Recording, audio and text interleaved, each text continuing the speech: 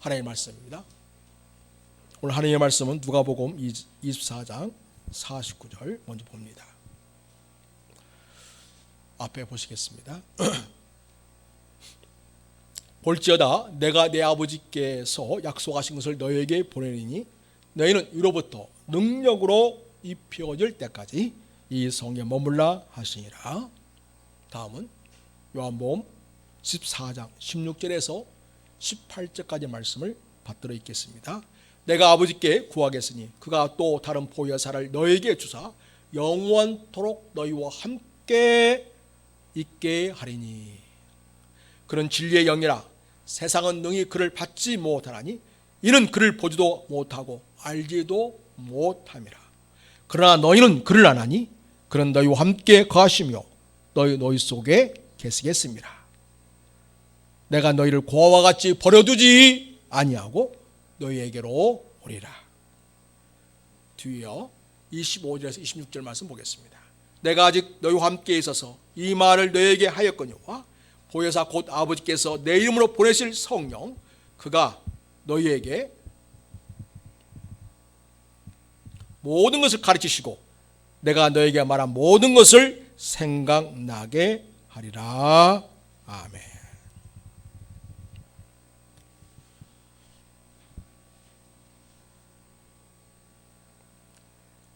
주님, 우리 앞에 어떠한 시련이 닥치더라도 어렵게 맞잡은 이 두 손 놓지 않고 함께 이겨낼 수 있기를.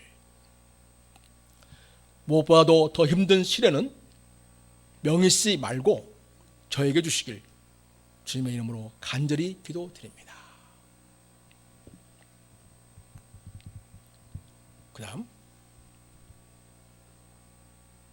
주님 얘기치 못하게 우리가 서로의 손을 놓치게 되더라도 그 슬픔에 남은 이의 삶이 잠기지 않게 하소서.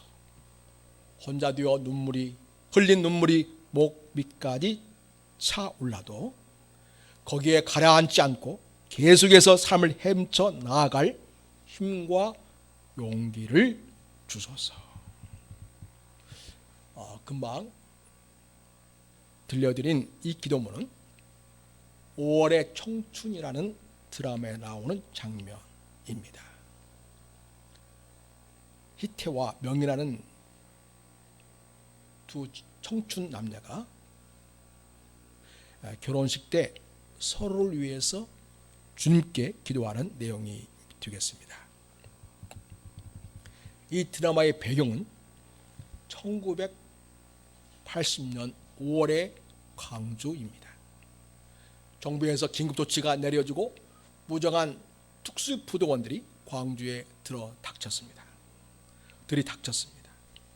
수많은 젊은이들과 일반 사람들이 총과 칼에 몽둥이에 이유 없이 죽어나갔습니다.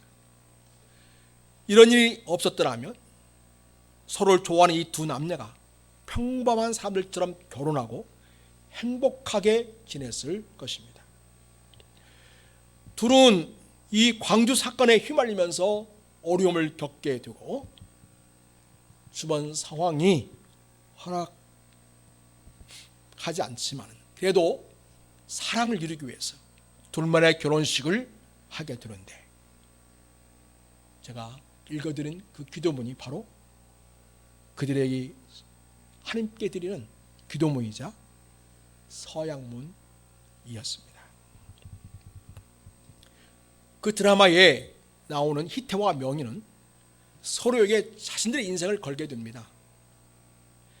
희태라는 남자는 정부 요직에 있는 아버지의 혼이 자식이었습니다. 늘 홀대를 받았습니다. 차별을 받았습니다. 그는 의사 면허도 있는 실력자이지만 언제나 외롭고 혼자였습니다. 아직도 정착하지 못한 그러한 삶을 살고 있었습니다. 떠도는 영으로 그렇게 살아왔습니다. 이 명인한 이 여자는 고향이 나주인데 간호사입니다. 가족을 사랑하는 마음이 있습니다. 그리고 자기 발전을 위해서 정말 열심히 노력하는 여자입니다.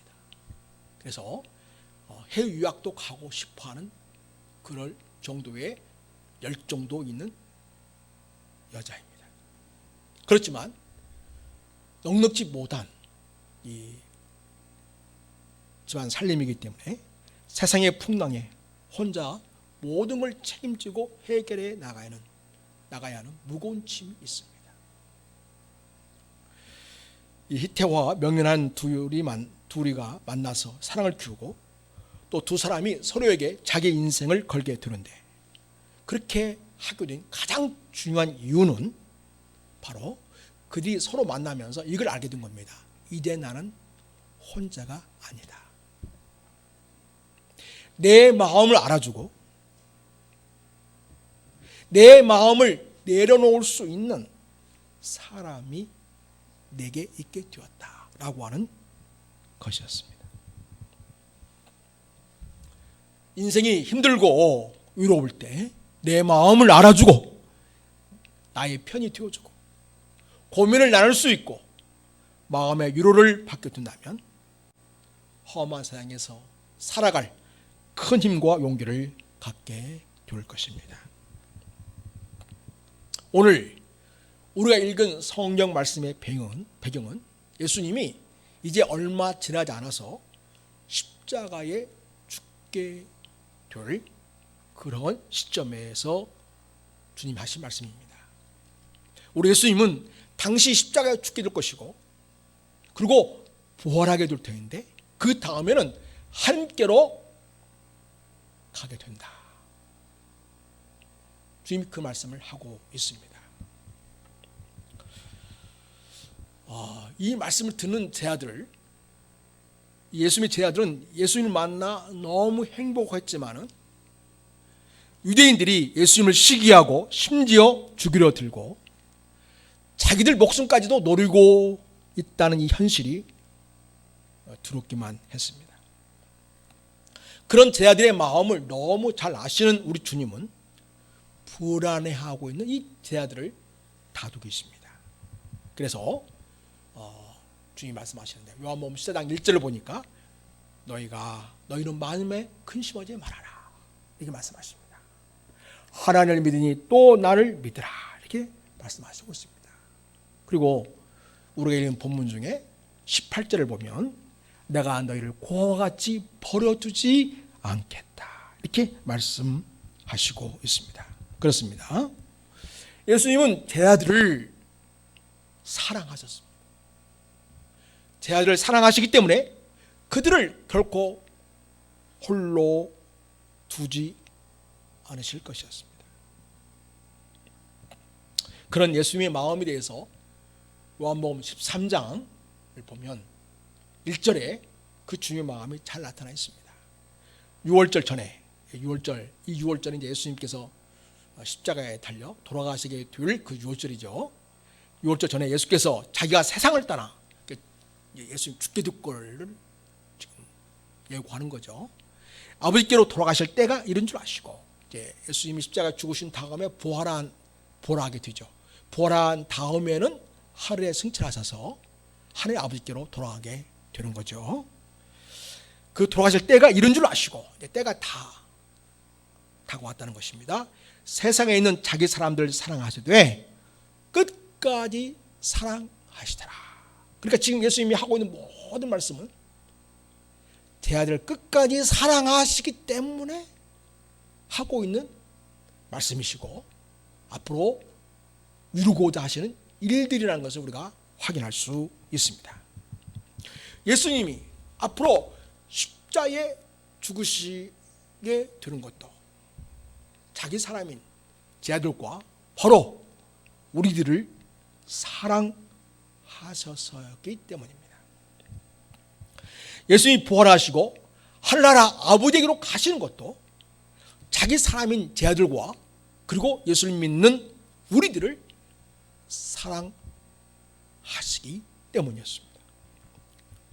예수님이 하늘나라에 가셔서 성령 하나님을 이 세상에 보내시는 일도 자기 사람인 제자들과 우리들을 사랑하셨기 때문입니다. 예수님이 하늘에 계시다가 다시 오시겠다고 하시는데 그렇게 하시는 것도 자기 사람인 제자들과 바로 예수를 믿는 우리들을 사랑하시기 때문입니다. 주님이 이토록 사랑하신다는 것을 알면서도 제자들은 아직도 불안해합니다. 예수님이 떠나고 나면 누가 우리를 지켜주지? 예수님이 떠나고 나면 누가 우리를 인도해 주지? 예수님이 떠나고 나면 누가 우리를 가르쳐 주지? 걱정이 태산 같습니다. 이런 제자들의 마음을 잘 아시는 주님께서 제자들에게 예수님을 대신해서 제자들을 돌봐주실 분을 보내겠다고 약속을 하십니다.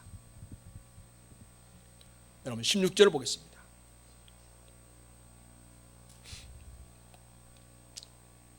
내가 아버지께 구하겠으니 그가 또 다른 보혜사를 너에게 주사 영원토록 너희와 있게 하리니.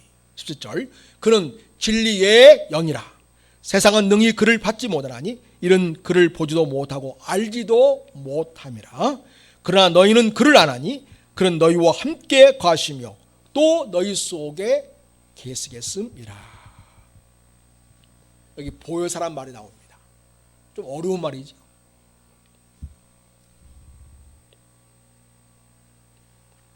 이 보혜사라는 분은요, 우리를 돌봐주고 도와주는 분이십니다. 보혜사는 우리를 변호해 주는 분이십니다. 보혜사는 우리의 필요를 공급해 주시는 분이십니다. 보혜사는 우리를 안내해 주시는 분이십니다. 여기서 말씀하시는 보혜사는 우리의 마음을 위로하시고 감싸주시고 용기와 힘을 주시는 분이십니다. 또 다른 보혜사를 보내겠다. 지금까지 누가 제자들의 보혜사였습니까? 예수님이 보혜사였죠. 예수님이 이렇게 제자들을 돌봐주셨습니다. 가까이서 책임지고 여기까지 온 것입니다. 이제 예수님이 십자가에 죽으시고 난 다음에 부활하시게 되고 한나라로 가신 다음에는 예수님이 아닌 다른 보혜사를 너에게 보내겠다 말하는데 그 다른 보혜사가 누구일까요?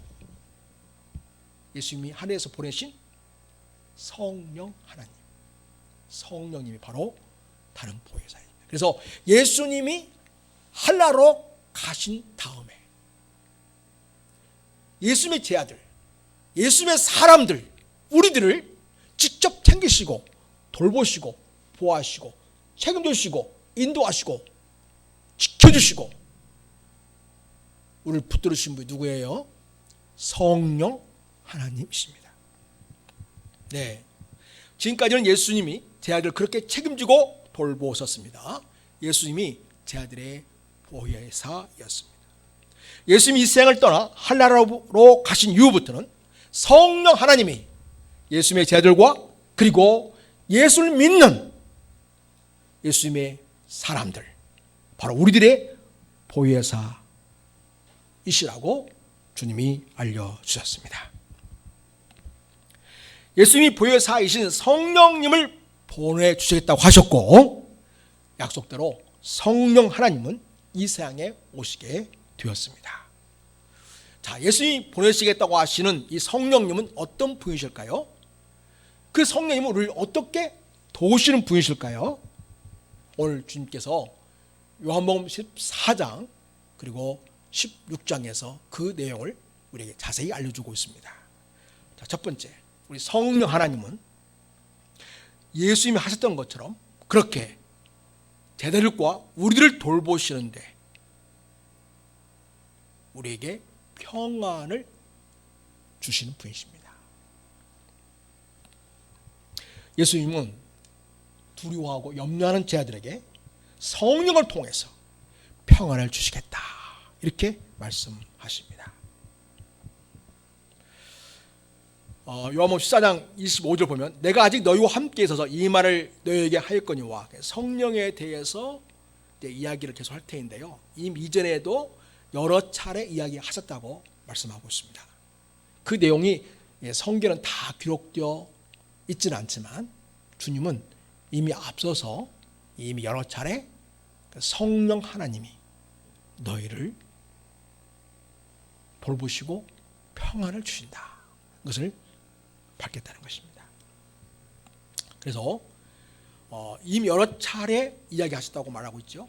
거듭 강조하셨고 꼭 제 아들이 기억해야 할 사항인데 그건 바로 무엇이냐면 예수님이 없어도 더 이상 두려워하거나 떨거나 놀라지 말라는 것입니다. 왜냐하면 성령 하나님이 제 아들에게 평안을 주실 것이기 때문입니다. 그 26절에 보혜사 아버지께서 보내신 성령 쭉 얘기하고 있죠. 모든 걸 생각하게 하실 뿐만 아니라 10절, 27절 그 성령을 통해서 평안을 너희에게 주겠다 이렇게 말씀하고 있어요. 곧 나의 평안을 너희에게 주노라. 그러니까 예수님 주시는 평안을 성령님을 통해서 제 아들에게 부어주시겠다 이렇게 주님이 말씀하고 있습니다. 내가 너희에게 주는 것은 세상에 주는 것과 같지 않다. 그러니 너희는 마음에 근심하지도 말고 두려워하지도 말아라. 주님이 이렇게 당부하고 있습니다. 제 아들에게 여기서 주님께서 들어오지 말라고 말씀하고 있지만 그들은 여전히 아직도 근심이 가득합니다. 요한복음 16절 넘어가면 여전히 제 아들은 두려워하고 있어요. 근심하고 있습니다. 5절 보니까 지금 내가 나를 보내신 얘기로 가는데 너희 중에서 나더러 어디로 가는 자가 묻는 자가 없고 두려우니까 못 물어보는 거죠. 그 다음에 6절 도리어 내가 이 말을 함으로 너희 마음에 근심이 가득하였도다. 그래서 예수님이 하나님 아버지께로 간다고 하니까 제 아들 근심이 보통이 아니에요. 지금 7절 보니까 그러나 내가 너에게 실상을 말하노니 내가 떠나가는 것이 너에게 유익하다. 내가 떠나가지 아니하면 보혜사가 너에게로 오지 아니할 것이요 가면 내가 그를 너에게로 보내겠다 이렇게 말씀하고 있습니다. 그래서 보혜사 성령 하나님이 예수를 믿는 모든 사람들에게 오시게 되는 이 놀랍고 정말 아름답고 복된 이 일은요, 우리 예수님이 하나님 아버지께로 가온한 다음에 예수님이 성령을 우리에게 보내심으로써 이루어진다고 주님이 말씀하시고 있습니다. 예수님이 제를 떠나 한나라로 가시는 것이 제 아들에게는 유익하다라고 지금 주님이 이야기하고 있습니다. 그 이유는 그래야만 보혜사 성령 하나님이 그들에게 오실 것이기 때문이었습니다. 예수님은 지금 제 아들이 불안하고 초조해하고 긴장하고 두려움 가운데 있는 걸 너무나 잘 아셨고요.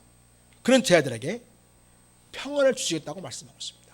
바로 보혜사이신 성령님을 통해서 주님이 주시는 세상이 주지 못하는 평안을 주시겠다고 말씀하시고 있습니다. 성령님이 주시는 평안은 세상이 주는 것과 같지 않다 이렇게 합니다. 여러분, 세상에 주는 평안은 어떤 겁니까? 조건이 맞고 문제가 해결되면 편안함을 느끼는 그런 편안이죠. 평안이지만 편안함이라고 볼 수 있겠죠. 그것은 일시적인 편안함이죠. 조건이 다 충족되면 그때 느끼는 안정감을 할 수 있겠습니다. 그러나 여러분, 성령님이 주시는 평안은 조건과 상황과 어려움과 상관없이 누릴 수 있는 하늘로부터 오는 평안이라는 거죠. 이 세상이 결코 막을 수 없는 그런 평안이라고 이야기합니다.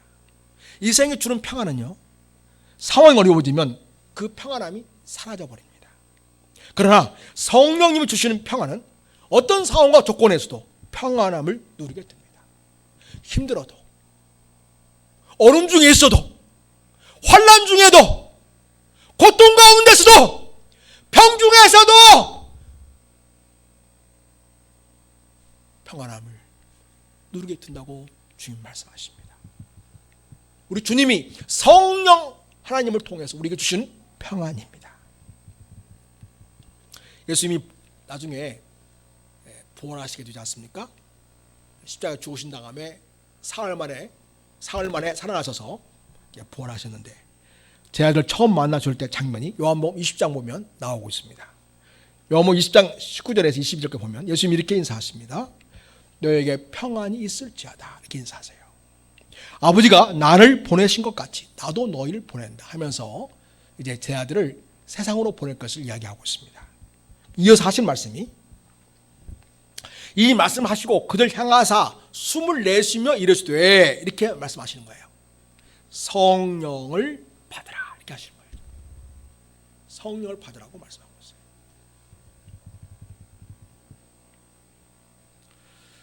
그래서 너에게 평강이 있을지어다 라고 하시면서 주님은 뭐라고 말씀하시냐면 성령을 받으라 말씀하고 있습니다.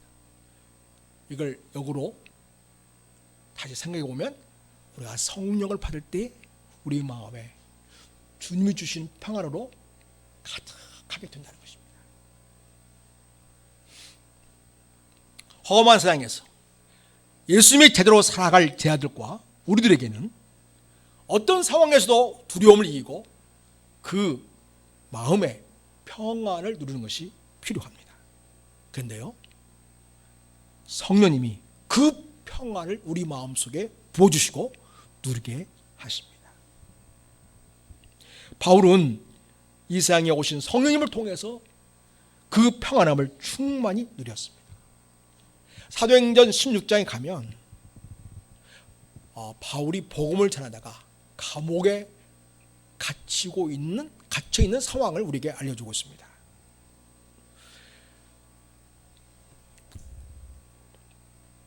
옷은 찢어 벗겨졌지요. 매로 많이 맞았습니다. 상한 데 없을 정도로 엄청나게 맞았습니다. 그리고 발에는 착고에 채워져 있었습니다. 그런데요, 25절 보면 사도행전 16장 25절 보면 한밤중에 바울과 실레가 기도합니다. 하나님을 찬송합니다. 어떻게 이게 가능하겠어요?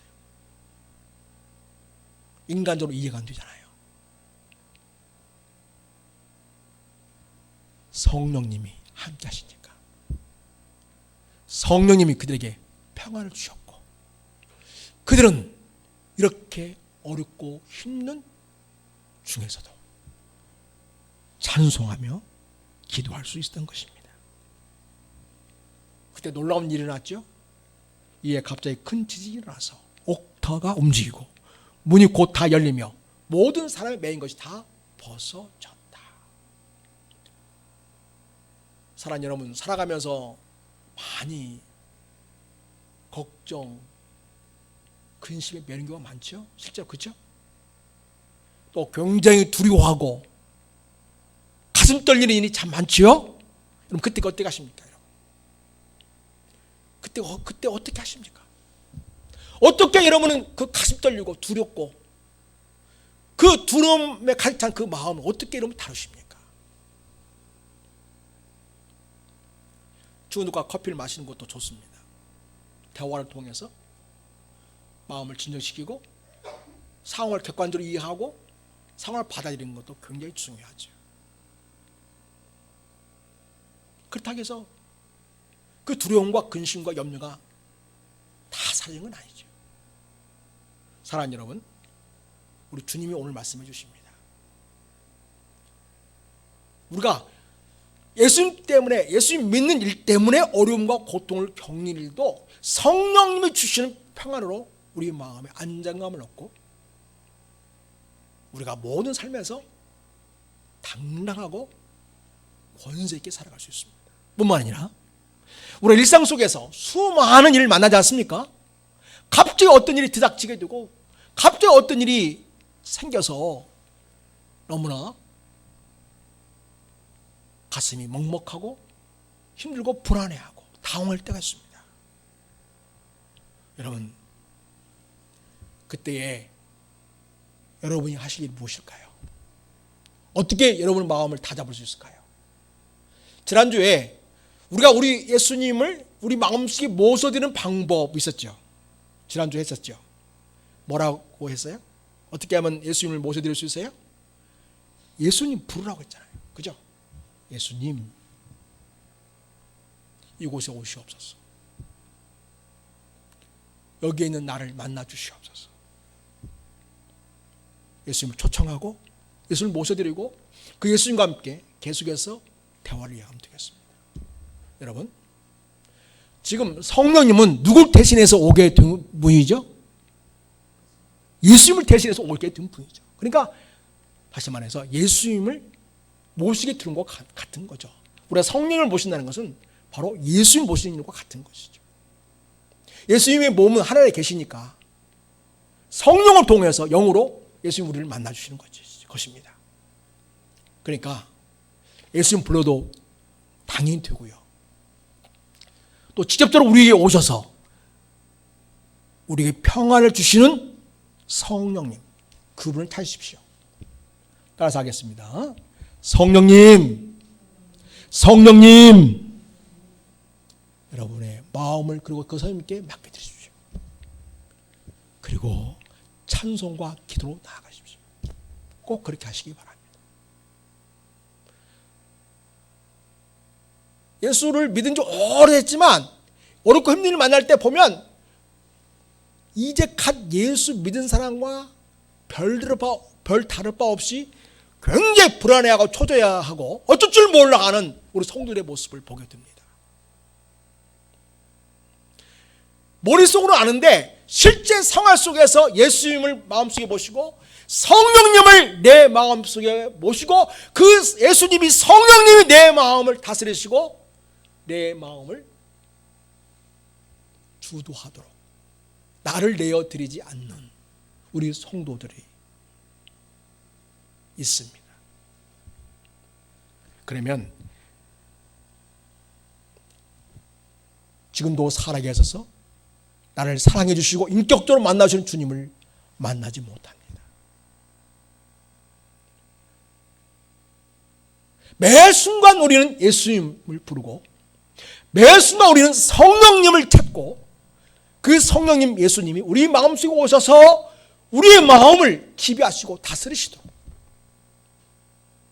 그래서 그분께서 우리 심령 속에 부으신 평안을 우리가 충만히 경험하도록 그렇게 그분께서 우리 마음을 평화로 가득 채우시도록 성령님을 모셔드릴 수 있기를 바랍니다. 사랑하는 여러분,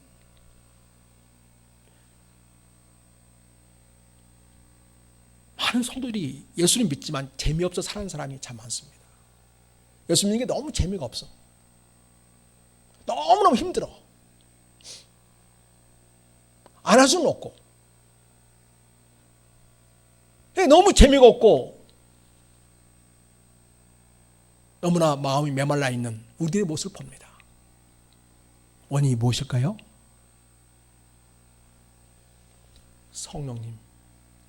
그 성령을 내 마음속에 모시고 그 성령님 내 안에 충만히 임재하시고 내 마음에 가득 거하시도록 그 성령님께 나를 내어드리고 맡겨드려야 되는데 그렇지 않기 때문에 그렇습니다. 오늘 당장 지금부터 하십시오.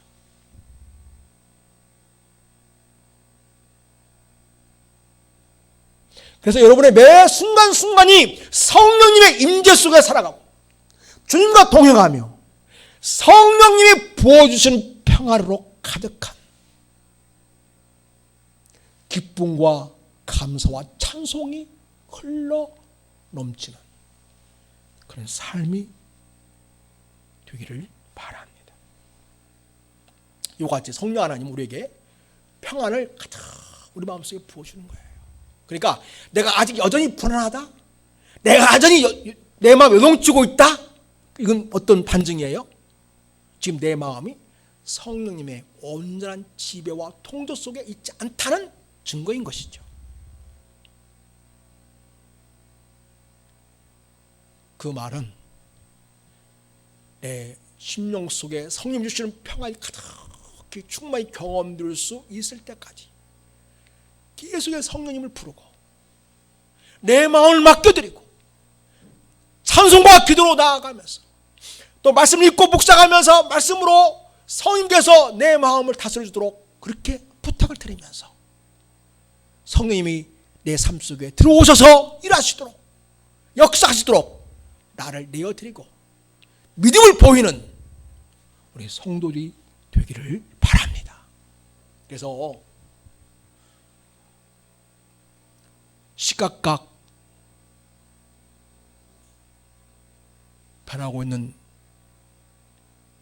이 세상의 요동치는 상황 속에서 여러분이 어떤 상황에도 흔들리지 않냐고 충만히 평안을 누리는 성도로 살아갈 수 있기를 바랍니다. 그 다음에 성령 하나님은 어떤 분이신가? 성령 하나님은 우리에게 진리의 영이신 분으로 하나님의 말씀을 깨닫게 해주시는 분이십니다. 26절 보혜사 곧 아버지께서 내 이름으로 보내실 성령 그가 너에게 모든 것을 가르치시고 내가 너에게 말한 모든 것을 생각나게 하시리라. 그래서 성령 하나님은요 순간순간 우리에게 말씀을 주십니다.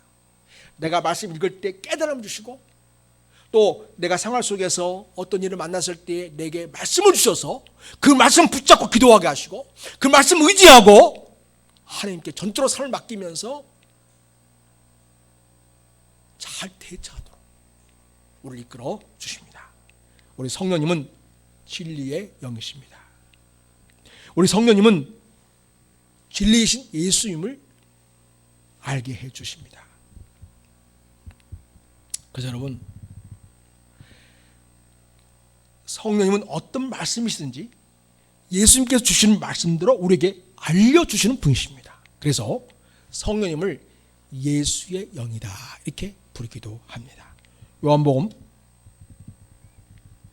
16장에 14절 그가 성령님이 내 영광을 나타내느니 내 것을 가지고 너에게 알리겠습니다.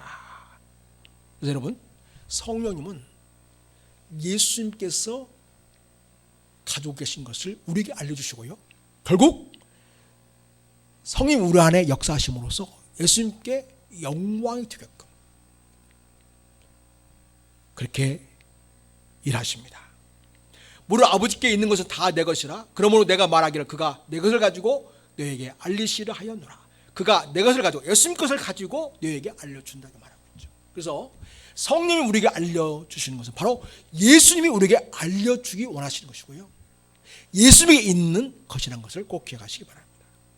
성령님은 하나님과 예수님의 것을 가지고 우리에게 알려주십니다.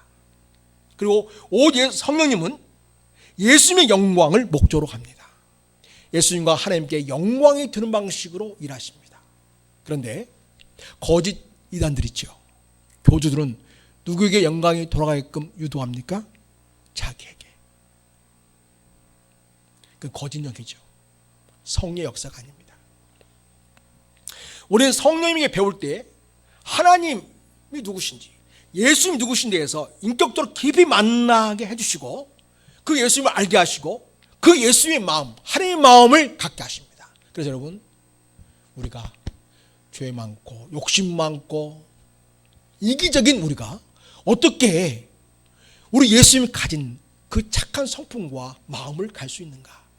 성령 하나님이 그 마음을 주시기 때문에 우리가 그 마음을 소유하고 예수의 마음으로 사람을 대하고 예수의 마음으로 우리에게 주어진 일을 감당하고 예수의 마음으로 세상을 살아가게 되는 것입니다. 성도 여러분, 우리 성령님은 진리의 성령님이십니다. 그래서 우리가 성령 말씀을 배울 때 거짓과 이단 사상과 잘못된 철학과 속임수를 분별할 수 있는 지혜를 주십니다. 그리고 우리에게 영적 감각을 주셔서 어떤 말을 들을 때에 문제 있구나, 뭔가 잘못된 것 같구나 딱 느낌이 들게 하실 뿐만 아니라 실질적으로 잘 점검해 보면 성경에 어긋나고 있는 거짓 진리, 잘못된 인간들의 사고와 주장과 철학이 있는 것을 보게 됩니다. 사랑하는 여러분, 우리가 하나님의 말씀을 계속해서 묵상하고 깨닫기 원할 때 우리 성령님을 모시고 성령의 인도를 받길 바랍니다. 하나님 누구신지를 알고 배워갈 때 성령 하나님이 여러분을 인도하시고 여러분을 가르쳐 주기를 기대할 수 있기를 바랍니다. 성도 여러분, 이와 같이 옳은 예수님이 하나로 가신 이후에 예수님이 보내신 성령님이 우리에게 어떤 분이신가를 우리가 지금 말씀 통해서 배우고 있습니다. 이건 예수님이 직접 주신 말씀이십니다. 사랑하는 여러분, 우리 성령 하나님은 예수님을 대신해서 우리를 지켜주시고 보호하시고 인도하시고 가르쳐주시고 돌봐주시고 위로해주시고 우리의 편이 되어주시는 분이시라는 거, 우리 마음을 알아주시고 우리 마음을 위로해 주시는 분이시라는 걸 꼭 기억하시기 바랍니다. 우리 성령 하나님은 예수님의 영이시기 때문에 예수님의 말씀, 예수님의 뜻, 예수님의 나라, 예수님의 영광을 위해서 일하시는 분이십니다. 그 성령을 따라 살 때 우리는 예수님의 말씀과 뜻과 목적을 이루어가는 예수의 사람으로 살게 됩니다. 그 성령님 우리에게 예수님 주시는 평안을 주십니다. 이 세상에 둘 수 없는 평안으로 우리의 심령을 가득 넘치게 해주십니다. 이 성령 하나님은 진리의 영이십니다. 그래서 하나님의 말씀을 깨닫게 하시고 분별케 하시고 그리고 그 말씀을 따라 살도록 우리를 인도해 주십니다.